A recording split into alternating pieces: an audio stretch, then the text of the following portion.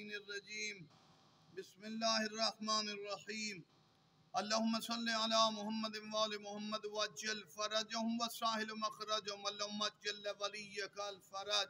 हमसे सवाल किया गया कि बाद हमारे मुसलमान भाई कहते हैं कि हकीकत आज़ान ने तशय्यो का ताल्लुक है शाह इस्माइल सफ़वी, शाह इस्माइल अव्वल सफ़वी।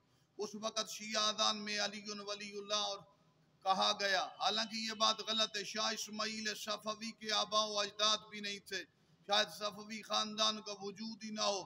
तो इससे बहुत पहले एक तो गदीर में हम पहले गदीर के बाद रियाद उस सादिकीन और अली इब्न बाबा का हवाला दे चुके हैं। दूसरी बात यह है कि मौला अमीर अलैहिस्सलाम के दौर में सहाबा ने मौला अली की मौजूदगी में अली वलीउल्लाह आज़ान में पढ़ा।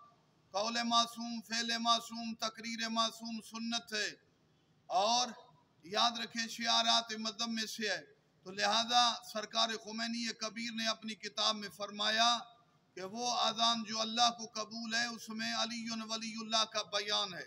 तो इस्माइल सफ़वी या खुदा बंदे लो की तरह मंसूब करना ये मुगालता देना है, धोखा देना है। हाँ, इससे पहले सफ़वी दौर से पहले अगर आज़ान में अली वलीउल्लाह का बयान नहीं था तो वो मुश्किल दौर था। शिया अपना अली हसन हुसैन नाम भी नहीं रख सकते थे। तो लिहाजा हमें चाहिए कि हम एहसास करें अपनी तारीख की मजलूमियत का। मजलूमियत की वजह से रुक जाना वो और बात है। हकीकत में जब अली की विलायत का बयान हुआ था उसके साथ ही मुत्तसिल है आज़ान में अली वलीउल्लाह, सलमान, अबू ज़र, मिक़दाद की गवाही, नबी का कलमा खैर आज़ान में कहना हमारी कुतुब के अलावा मिशकात और असलाफ़ा फ़ी अम्र खिलाफ़ा में भी मौजूद है। लिहाजा सफ़वी दौर में अली वलीउल्लाह का आज़ान में आगाज़ नहीं, गदीर से इसकी बुनियाद है।